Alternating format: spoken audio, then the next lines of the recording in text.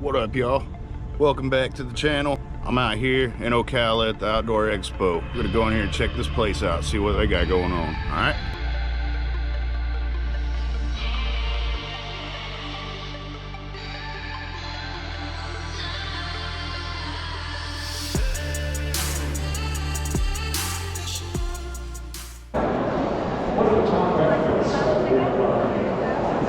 Hey, how you doing, man?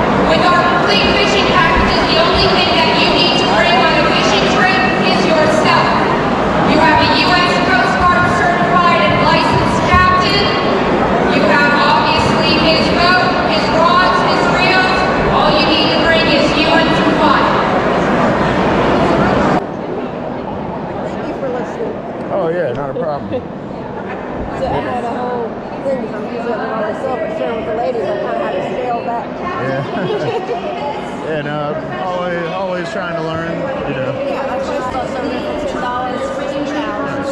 Yeah, I'll put it on my YouTube channel. Yeah, so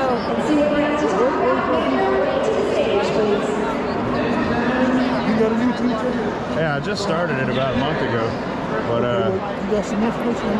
I don't have a card or anything. It says wake up and rage. Yeah, it'll be like all outdoor stuff. I gotta get my dive gear again.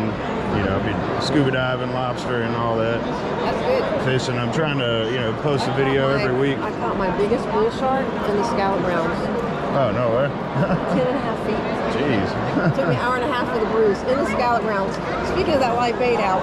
Yeah, I might go shark. The first apply with Ranger, just to tell you my story and how it all happened on my resume. And I've got a resume copy up here I can give you and let you see how I set my resume up. But I applied and I put on my resume all this fishing stuff and all my accomplishments and things. And I got a call from the Ranger guy and he goes, yeah, but can you sell boats? We don't care you can win tournaments. Can you help us sell boats? And I said, actually, that's what I am. I'm a salesperson. So that really helped me get my deal.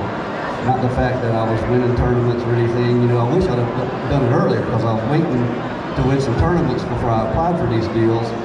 And come to find out it wasn't really the tournament winnings that they were interested in. It was their ability to talk to people, sell boats, and help them. So just remember,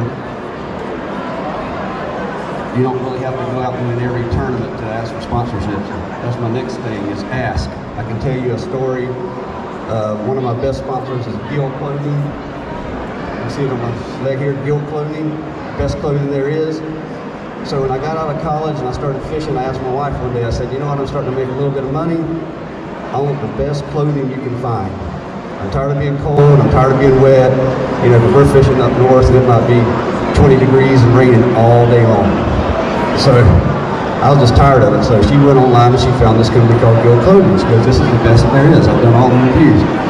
So the key to this is don't be scared to ask. So I called Gill Clothing and placed the order and asked to speak to the marketing lady. She goes, yeah, I'll get her for you. So she came on. And I said, I see you only got one fisherman that you sponsor in the entire country, California. Why not me? And she goes, why not you? I said, exactly. So the key to that story is just ask. You know, you don't have to, like I said, be on TV all the time and everything else to obtain these deals and get these sponsorships.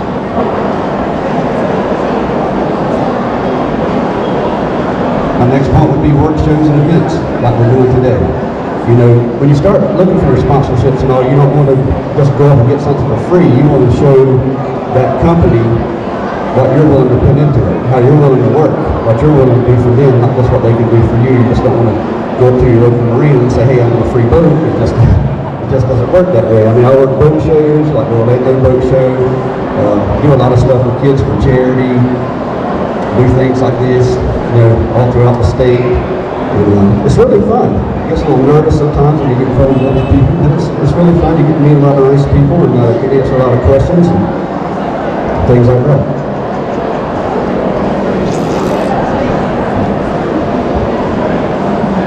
And I guess my next point, people would probably think it should have been the first point, but it's actually not the first point, is you got to fish tournaments. You got to start somewhere. I mean, you got to start fishing your local smaller tournaments. That's how you get into your local bait store. You know, spending time to go fishing around the bait store, you know people, just kind of communicating with people, learning other fishing techniques. So I would recommend if I was to do it all over again and I was younger, starting again, I would fish my local tournaments, get good at those just on your local lakes, and I would jump into what I fish now. I fish the Major League Fishing Toyota Series, and I still fish the grassroots tournaments too. I still fish the Major League Fishing Bass Fishing League sponsored by Phoenix Boats. That's where you want to get in. That's where you want to start. If you're brand new to the industry, you haven't fished larger tournaments, you only fish your local tournaments, you want to start going out of state, fishing different regions, and you'll slowly work your way up to the Big Five. So that's a goal of mine. I almost made it this year, had my best year I've ever had, and did qualify. We'll be in Ticklick, Alabama, fishing for $235,000, October 28th through 31st, so you can check that out, an Outdoor Network. Watch us, hopefully root for me, hopefully I'm making that top 10 on that final day and have that camera on me. I guess the next thing was to tell you, if you're going to start putting putting in for these sponsorship deals and these pro staff deals, you got to know your market. You got to know your value and what you can bring to a company, and also what the company's doing for you.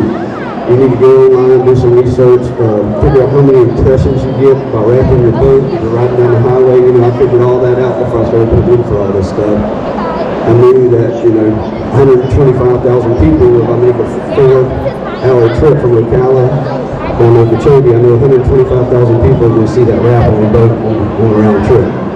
So when you start talking to your sponsors and you're telling them that, it's like a moving billboard. So it really gets their attention. Well, I guess I'll tell my story real quick, because I always want to give praise to God and thank Him for everything He does for me. So I've been really blessed in the fact that when I started applying for pro staff deals, God really blessed me that the products that I am sponsored by are the products I was using. You know, when I was buying it and paying for it, that's what I was using. And I went to those companies, and luckily, by the grace of God, every single one of them I put in with, whether it's Ranger boats, Yamaha motors, Guild clothing, Power Pole, Shimano, everyone I put in with, they all said yes. So that's been a very, you know, so all that praise goes to God. Thank you for that. And I'm here. If you got questions, you want to see how to tie a knot, ask me anything, just come on up. Feel free to come up and talk to me. I really appreciate it. Thank you.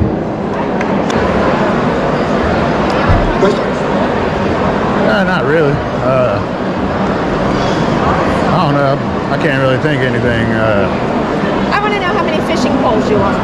How many fishing poles I have? In my boat on tournament day, 25, 30.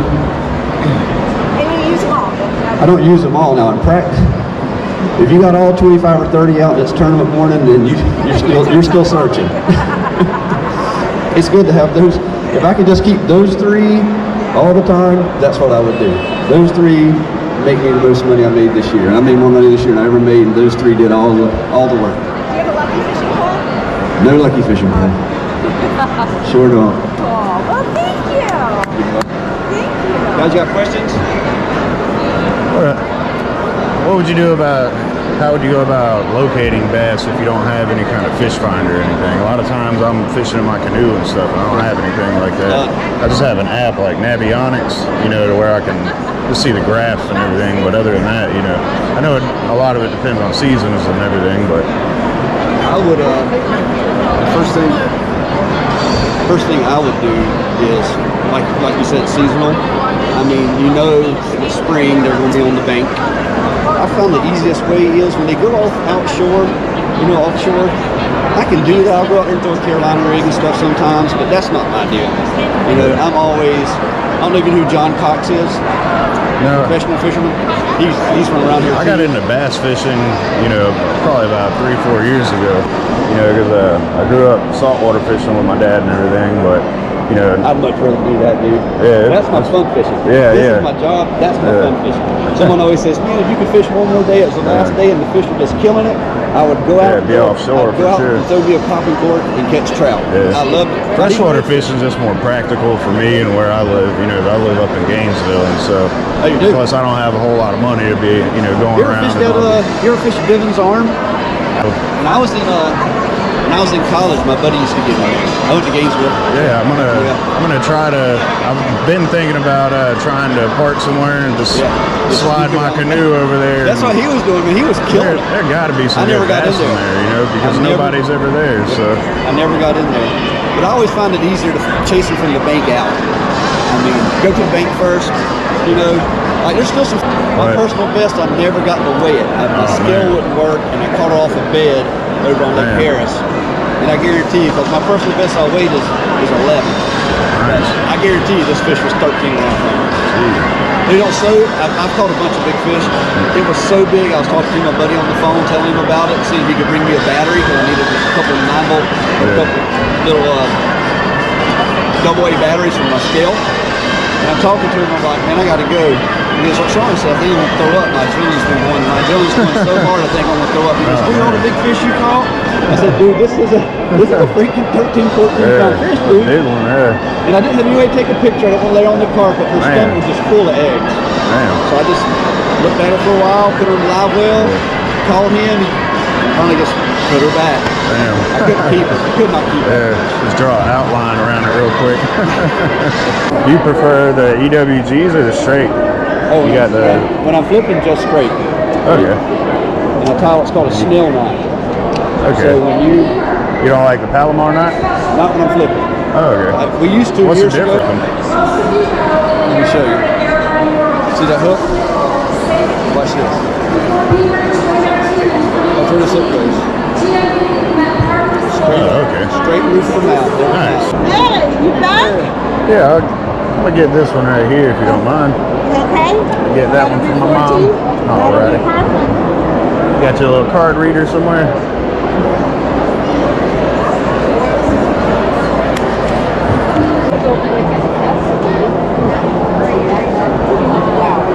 So this is the tournament that she was talking about. That she does every year for Habitat. Oh, okay. So that's how the kids thing. All the proceeds do go to Habitat. Oh, okay. Yes, I got your number. I'll be calling you. I'll be calling you. But you can go in the kayak. You can do it by shore. You don't have to have a boat to fish it. Oh, okay. Yeah. Yeah. Where, It's in Crystal River, Yankee town.